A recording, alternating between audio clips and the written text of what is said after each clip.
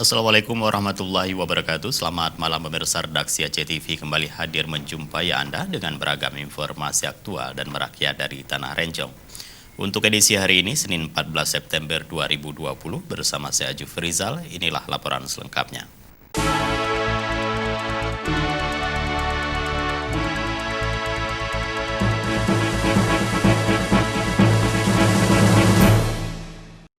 Pemirsa, PLT Gubernur Aceh Nova Iriansah melakukan kunjungan kerja ke Gayo Lues pada Minggu.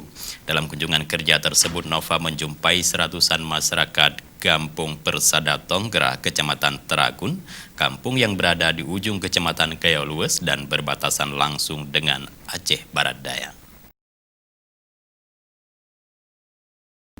Dalam pertemuan ini, masyarakat Kemukiman Pintu Rimek Gayo menyampaikan berbagai keluhan kepada PLT Gubernur Aceh.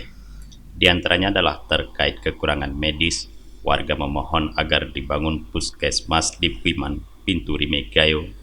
Menjawab hal itu, PLT Gubernur Aceh memberikan gambaran bahwa pembangunan puskesmas adalah kewenangan pemerintah kabupaten kota. Dalam hal ini, Pemkab Gayo Lues. Namun Pemprov nantinya akan membantu penempatan dokter umum dan obat-obatan. Bupati Gayo Lues Muhammad Amru menjelaskan bahwa sarana prasarana kesehatan yaitu gedung puskesmas telah diprogramkan pemerintah Kabupaten Gayo Lues. Saat ini tinggal menunggu surat pembebasan lahan sehingga pembangunan puskesmas bisa dibangun pada tahun 2021. Selain itu, tokoh masyarakat Gayo Lues Abdus Somad juga meminta agar pemerintah Aceh membangun tower jaringan telepon, karena sampai dengan saat ini, Kemukiman Pintu Rimek Gayo belum ada jaringan telepon.